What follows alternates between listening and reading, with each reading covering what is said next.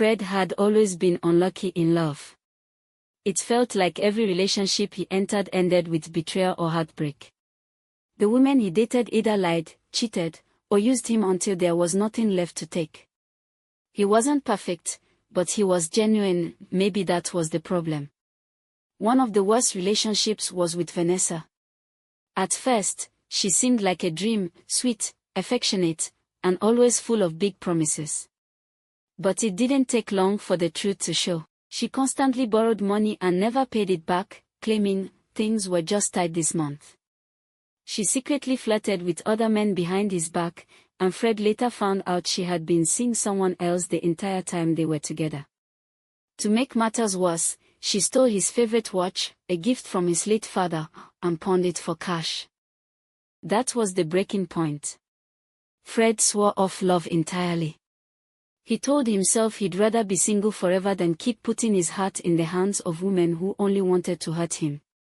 But one evening, while venting to his friend Marcus over a pint, Marcus said, "Mate, you've just had a string of bad luck. Why don't you try a dating app? Worst case, it's a funny story. Best case, you meet someone real." Fred laughed it off at first. The idea of scrolling through strangers felt ridiculous. But later that night, lying in bed and staring at the ceiling, he downloaded the app. For the first time in a long time, he felt a tiny spark of curiosity, maybe even hope. And so, with a mix of caution and nerves, Fred created his profile, not knowing his life was about to take a turn he never expected. At first, Fred didn't take the dating app too seriously. He uploaded a picture of himself at a wedding, suited up, drink in hand, trying to look casual but not desperate.